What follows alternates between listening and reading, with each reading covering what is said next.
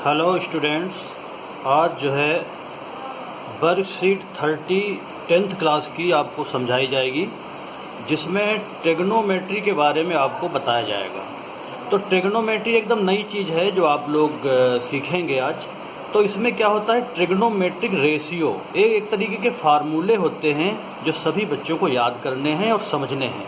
दरअसल ये जो फार्मूले हैं ट्रिग्नोमेट्रिक रेशियो, ये एक तरीके का रिलेशन है between sides and angle of A triangle. तो एक ये राइट ट्रायंगल समझ लीजिए, आपके सामने है। बहुत आसान शुरू के फार्मूले हैं जिनको तुम आराम से याद कर सकते हो। तो इसमें क्या है, जैसे एक राइट ट्रायंगल है, बी जो है ये 90 डिग्री है, बी एंगल 90 डिग्री है, और एक एंगल ए है जो ये बेस पर है। तो इसमें क्या होता है, राइट ट्रायंगल में 90 डिग्री के सामने वाली जो साइड है इसको हाइपोटेनस कहते हैं, इसको एच मान लो, कैपिटल एच। और जो जिस पर ये एंगल बना हुआ है ये साइड बेस कहलाती है, बेस, इट्स कॉल्ड बेस। और इसके साथ में जो 90 डिग्री का एंगल बनाती हुई लाइन है इसको परपेंडिकुलर कहते हैं, ये आप लोग जानते हैं। अब 6 ट्रिग्नोमेट्रिक रेशियो होते हैं, इनको समझो। साइन, कोस, टेन, कोट, सेक और एंड कोसेक से समझिए। साइन, कोस, टेन, कोट, सेक और कोसेक। तो ये इनके इसमें क्या है, देखिए इनका ये अलग अलग रेशियो के अलग अलग फार्मूले हैं। जैसे कि साइन ए के मतलब एंगल, तो ये एंगल ले लिया हमने। तो जिस साइड पर एंगल लिया जाएगा ए, इसकी जगह हम बी भी लिख सकते हैं, थीटा भी लिख सकते हैं, एनी एंगल ले सकते हैं। तो यहाँ हमने ए एंगल लिया है, तो ये तो हो गया बेस इसके लिए। तो ये बेस हो जाएगा, ये परपेंडिकुलर हो जाएगा, ये हाइपोटेनस हो जाएगा। तो साइन ए के मतलब होता है परपेंडिकुलर अपॉन हाइट। और अगर इसमें जाएंगे आप तो देखेंगे जो B C upon A C, hypotenuse. Cos A जो है वो base upon hypotenuse. Tan A perpendicular upon base, cot A base upon perpendicular, sec A hypotenuse upon base, cosec A hypotenuse upon perpendicular. और इसमें देखोगे तो ये जो triangle में इन साइड्स को ऐसे भी लिख सकते हो जैसे यहाँ पे लिखा है। लेकिन याद करने के लिए आपको ऐसे याद करना पड़ेगा कि P upon H, B upon H, ऐसे याद करोगे तो आसानी से याद कर लोगे। तो इनमें एक चीज़ तुम देख रहे होगे कि यहाँ साइन, कोस, टेन तक तो फार्मूले हैं सीधे। उसके बाद ये बाकी के जो 3 फार्मूले हैं वो इन तीनों फार्मूले के रिवर्स हैं, मतलब उल्टा हैं। जैसे जो कोट है ये टेन का उल्टा हो जाता है, सेक जो है कोस का उल्टा हो जाता है, और कोसेक साइन का उल्टा होता है, रिवर्स होता है। इसीलिए 6 फार्मूले यानी 6 फार्मूले और बनाए जाते हैं। Sine A upon 1 upon cosec A, cos A equal to sine A equal to 1 upon cosec A, cos A equal to 1 upon sec A, tan A equal to 1 upon cot A, cot A equal to 1 upon tan A, sec A equal to 1 upon cos A, और cosec A equal to 1 upon sine ए।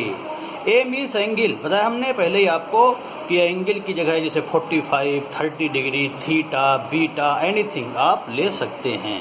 अब ये तो आपको फार्मूले समझ में आ गए होंगे, कोई डाउट नहीं, इनको आप याद करेंगे। अब इन फार्मूले की मदद से, इन फार्मूलों की मदद से हम क्वेश्चन सॉल्व करेंगे। कैसे सॉल्व करेंगे ये आप देखेंगे भी। जैसे एक एग्जाम्पल दिया हुआ है आपकी वर्कशीट में तो इस जो है एग्जाम्पल को पहले देखिए क्या है कि tan A equal to 4 upon 3, tan A दे दिया गया, एक रेशियो दे दिया गया है, और कह रहा है find the other trigonometric ratio of angle A.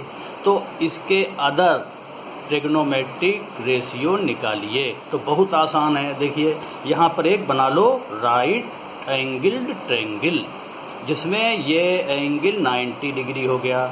उसके बाद यहाँ लिख लो tan A equal to 4 upon 3 दिया हुआ है, तो tan A equal to 4 upon 3, tan A कितना होता है परपेंडिकुलर अपॉन बेस, तो परपेंडिकुलर 4 हो गया, बेस 3 हो गया, यहाँ लिख लो परपेंडिकुलर 4, बेस 3। अब इसकी ये तीसरी साइड भी आपको निकालनी पड़ती है, कैसे, पाइथागोरस थ्योरम लगा दो, जैसे हमने लगाई है यहाँ पर।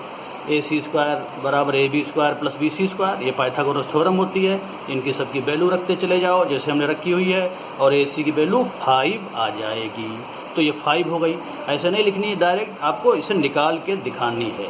ठीक, अब जब तीनों साइड आपको पता हैं तो सारे के सारे जितने भी टेग्नोमेट्रिक रेशियो हैं वो आप लिख सकते हैं जैसे मैंने इसमें लिखे। साइन ए बराबर कॉस ए बराबर टेन ए बराबर, और इस तरह से इनके फार्मूले लिख लो और इससे देखते हुए लिखते चले जाओ।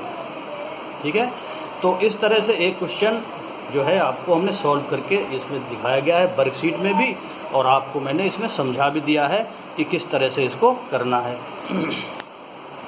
अब इसके बाद आप देखेंगे जो इसमें क्वेश्चन आपको दिए गए हैं जो करके दिखाने हैं आपको, तो उसके लिए उनमें मैं हिंट्स दे रहा हूँ, आप जो है समझिए और उसी तरह से उन्हें करिए। जैसे क्वेश्चन नंबर 1 दिया हुआ है 15 cot A = 8, तो साइन ए एंड सेक ए निकालना है। तो cot A बराबर 8/15 ऐसे लिख लो। ये 15 जो है 8 के नीचे आ जाएगा इस तरह से। तो जब ये आ गया तो जैसे अभी किया था cot A बराबर बेस अपान परपेंडिकुलर होता है, तो बेस की जगह 8 और परपेंडिकुलर की जगह 15, और पाइथागोरस थ्योरम से जैसे अभी निकाला था इसको निकाल लो। AC² बराबर BC² प्लस AB² से, और फिर जब ये साइड निकल आएगी तो फिर आप ये दोनों रेशियो साइन ए और सेक ए निकाल सकते हैं। सिमिलरली सेक थीटा = 13/12 दूसरा क्वेश्चन है। देखिए दूसरा क्वेश्चन, सेकेंड क्वेश्चन कि sec theta = 13/16 calculate other all trigonometric ratio. ये बिल्कुल वैसा ही सवाल है जैसे अभी हमने एग्जाम्पल में करके दिखाया है, बस उसने एंगल की जगह एक नई चीज़ लिख दी है थीटा। हमने बताया थीटा भी एक एंगल होता है, तो बस जहाँ पर ए है ट्रेंगल में, जैसे ट्रेंगल बनाएंगे आप, और जहाँ पर ए है ये 90 डिग्री है इसका एंगल बी, तो ए की जगह आप थीटा ले लेंगे। तो अब सेक थीटा = 13/12, ये हाइपोटेनस अपान बेस होता है, तो हाइपोटेनस हो गया 13, बेस हो गया 12, ये आप निकाल लेंगे जैसे हमने भी निकाल के इसमें दिखाया आपको। ये 5 होगा, और जब ये 5 निकल आएगा तो जितने भी टेग्नोमेट्रिक रेशियो हैं इनको now solve it as example, जो एग्जाम्पल दिया हुआ है उस तरह से इसको सॉल्व कर लेंगे। नेक्स्ट देखिए क्वेश्चन नंबर 3 जो दिया हुआ है, साइन ए = 3/4, तो sign A plus cos A plus sign सी निकालना है आपको। तो देखिए यहाँ पर एंगल बदल दिया है इसने, अगले में साइन सी कर दिया, तो इसके लिए आप अच्छी तरह समझ लें। देखिए साइन ए = 3/4 है, तो परपेंडिकुलर अपन हाइपोटेनस होता है। इधर देखिए ये परपेंडिकुलर 3, हाइपोटेनस 4, इसको निकाल लिया। बेस कितना हो गया, अब कैसे निकालेंगे, पाइथागोरस थ्योरम से जैसे अभी ऊपर निकाला हुआ है, तो √7 आएगा। अब कोस ए जब निकालेंगे तो कोस ए, तो एंगल यहाँ है ना ए, तो बेस ये होगा। जिस लाइन पर एंगल दिया होगा रेशियो का वही बेस माना जाएगा, तो बेस ये होगा। फिर जब ये बेस होगा तो ये साइड हमेशा परपेंडिकुलर होगी, और हाइपोटेनस तो हमेशा सबसे बड़ी वाली साइड रहती ही है। तो अब क्या करना है आपको, कोस ए कितना हो जाएगा आपको पता है, तो कोस ए जो है वो बेस अपन हाइपोटेनस होता है, तो ये बेस हाइपोटेनस ये हो गया।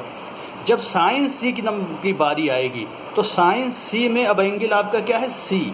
जब एंगल सी हो गया तो अब बेस ये हो गया, क्या बेस हो गया, BC। Now BC is the base. तो बेस ये है, हाइपोटेनस ये है, आप समझ रहे हैं। बेस ये हो गया, बेस ये हो गया, ये 90 डिग्री का एंगल है, तो परपेंडिकुलर ये होगा, बेस ये होगा, अब परपेंडिकुलर ये होगा, हाइपोटेनस ये होगा।